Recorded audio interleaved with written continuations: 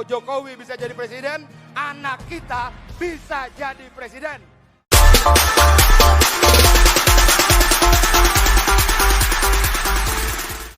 Saat ini Presiden Jokowi sudah membangun 4.000 km jalan, 40 pelabuhan, puluhan bandara dan sebagainya.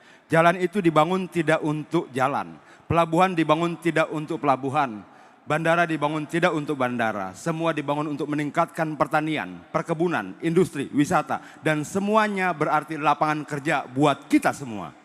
Semua berarti kesejahteraan buat kita semua.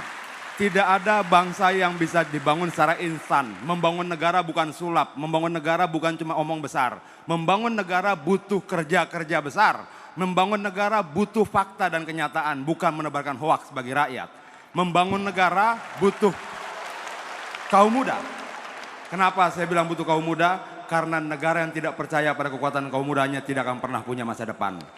Saya agak bingung ya. Mungkin nggak bangun pabrik tanpa jalan?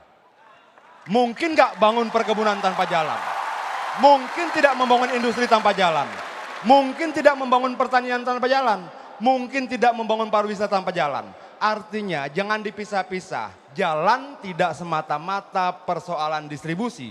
Jalan juga bagian penting untuk membangun industri, membangun wisata, membangun produksi, membangun pertanian, perkebunan dan sebagainya. Kadangkala banyak orang melihat sangat sederhana. Dia melihat jalan cuma kumpulan aspal. Baik. Dia melihat jalan cuma kumpulan semen. Bukan, jalan adalah arah media membangun peradaban dan lapangan kerja. Silakan. Kalau ditanya itu prestasi atau itu tragedi, mungkin jawabannya itulah fakta kita. Ini tidak bisa disimpulkan tragedi, tidak bisa disimpulkan yang lain. Faktanya memang seperti itu. Kenapa? Bagaimanapun juga Jokowi harus memperbaiki warisan kerusakan sekian puluh tahun. Kenapa kemudian di pihak sebelah bicara anti asing, anti asing. Tapi ketika Freeport diambil alih malah marah-marah. Kenapa ketika kemudian di sana bilang antek asing. Tapi ketika Newmont diambil alih, ngomel-ngomel. Artinya kita harus konsisten dengan kata-kata kita. Kalau kemudian dikatakan bahwa anti asing, dukung Jokowi mengambil alih Freeport. Dukung Jokowi mengambil alih Newmont. Dukung Jokowi mengambil alih sumber-sumber daya alam kita. Karena itu akan menjadi jawaban buat kita di kemudian hari. Bahwa pekerjaan akan terbuka besar kalau seluruh kekayaan alam kita kuasai sendiri. Membangun industri kreatif itu tujuan. Yang jadi persoalan kita bukan tujuannya. Caranya bagaimana? Jokowi bikin Bekraf. Menciptakan lapangan pekerjaan itu tujuan. Caranya bagaimana? Bangun jalan, bangun bandara, bangun pelabuhan, bangun segala macam infrastruktur untuk menciptakan lapangan pekerjaan. Dari tadi kita bicara tujuan. Tujuan bisa bagus-bagus. Yang jadi persoalan bangsa ini bukan tujuannya. Mas Nana, karena tujuan kita sudah selesai. Caranya bagaimana? Caranya jelas. Nah, yang dibangun oleh kelompok sana apa? Om Adian. Bikin OKOC, tutup. Oke. Bikin apa? Nggak ada. Kalau kemudian cuma menggerutu terus tanpa memberikan solusi, itu bukan oposisi yang membangun. Itu oposisi yang tidak membangun apa-apa selain kebencian di rakyatnya sendiri. Saya ingin sampaikan di sini, berhentilah menyebarkan kebohongan. Berhentilah membodohi rakyat. Saya mau tanya, semuanya mahasiswa, mungkin tidak pemerintah menyusun anggaran sendiri? Tidak mungkin. Anggaran pendapatan belanja negara disusun bersama-sama Presiden dan DPR. Jelas. Jangan kemudian cuma menyalahkan pemerintah, tapi partainya di DPR menyetujui anggaran-anggaran itu. Ayo kita bicara soal hutang.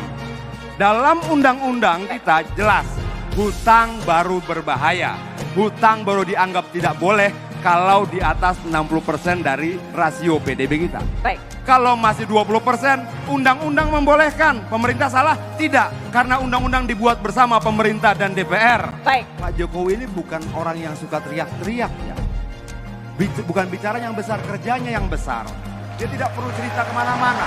Tiba-tiba ada lapangan pekerjaan. Dia tidak perlu cerita apa-apa, tiba-tiba ada jalan, pabrik, dan sebagainya. Yang kurang dari pernyataannya adalah menjelaskan kenapa Indonesia harus make great again. Sadar tidak kita bahwa ketika mertuanya dia berkuasa, 30 juta tanah diberikan pada perusahaan-perusahaan asing. Sadar nggak itu? Ada sekian banyak kontrak karya mendapatkan 30 juta hektar tanah di Indonesia. Lalu sekarang menantunya menggerutu. Menggerutu pada siapa? Pada keputusan dengan kebijakan mertuanya sendiri. Lalu Jokowi disalahkan. Nggak boleh. Jokowi cuma menerima akibat dari keputusan-keputusan masa lalu. Baik. Kita mau bicara apa lagi? Satu persatu kita buka. Baik. Apa? Hutang luar negeri. Apa? Kebijakan hak atas tanah, pelanggaran HAM, penculikan aktivis dan sebagainya. Bukan Jokowi pelakunya. Saya pernah dengar langsung pidatonya, panjang lebar, dan dia bilang begini. Kenapa di Indonesia yang punya banyak kebun kopi tidak ada jurusan kopi? Ini jawaban terhadap lapangan pekerjaan. Kenapa teknologi seperti sekarang tapi tidak ada jurusan wifi, internet dan sebagainya yang terkait dengan teknologi sosial media. Bahkan terakhir dia bilang, kenapa tidak ada jurusan gamer? Nah itu yang sesat. Sebentar, artinya bahwa kalau kita bicara pendidikan, kita bicara ilmu pengetahuan, kita bicara lapangan pekerjaan, kita tidak bisa bicara masa lalu. Kehidupan manusia itu dinamis. Pendidikan, pengetahuan, perkembangan teknologi itu Baik. maju. Tidak bisa kita pakai pola-pola lama yang seperti selalu dengan mereka. Kalau perlu buat jurusan gamer, kalau perlu buat jurusan kopi, buat jurusan Baik. tempe, buat jurusan segala macam. Semakin banyak jurusan, semakin berkembang ilmu pengetahuan, semakin besar lapangan pekerjaan. Tempe setipis ATM itu hoax. Nasi ayam lebih mahal di Jakarta daripada Singapura itu hoax. Orang operasi plastik dibilang dianiaya itu hoax. Dan calon presiden mereka melakukan konferensi pers untuk berita-berita hoax itu. Bagaimana mungkin kita bisa menuntut komitmen sementara mereka sudah melakukan hoax itu sendiri di media massa secara terbuka. Baik. Menurut saya, kalau kita mau memberantas hoax, kita harus secara jujur berani katakan siapa yang kemudian mengelola hoax. Dan itu ada surveinya. Silakan kawan-kawan cari sendiri. Baik, itu tadi sudah Sebarkan hoax. ditanggapi. Jokowi hanya melaksanakan. Keputusan pertemuan sudah dibuat zaman pemerintahan SBY. Oke. Berhenti berbohong, berhenti berbohong. Tahun berhenti berbohong. 2015 Baik. Berhenti berbohong. dengan ini. Berhenti Nah, berbohong. Dengan ini. Sampaikan kebenaran pada mahasiswa, Iya, saya bukan sampaikan. kebohongan. Saya sampaikan. Anda Dengan cerita ini. hal yang Dengan ini. palsu. Baik. Dengan Anda cerita kebohongan. Oke. Baik. Yang Dengerin ya. memutuskan itu bukan Jokowi. Baik. Jokowi hanya Ini, melaksanakan Bang Adian. keputusan yang sudah diambil Udah. oleh pemerintah sebelumnya. Baik. Tahun Baik. 2015 Jangan. Pak Jokowi itu berhak memberhentikan atau melanjutkan dan Pak Jokowi memilih untuk melanjutkan. Tidak Jangan bisa, bohongkan masyarakat. dong. Oke. Kalau- Oke. Kalau Jokowi membatalkan, Baik. kalau Jokowi membatalkan, artinya dia tidak menghargai keputusan pemerintah sebelumnya. Dan Black Kenapa kita harus ikut pemilu? Pemilu adalah waktu di mana generasi muda mencatatkan warisan-warisan dia. Dia mau diwariskan negara seperti apa? Akan dia catatkan dalam pemilu melalui pilihan-pilihannya. Kalau kita bicara panduan, jangan pernah memilih orang yang pernah dipecat. Jangan. Jangan pernah memilih mereka yang diduga melakukan penculikan dan pelanggaran HAM. Jangan.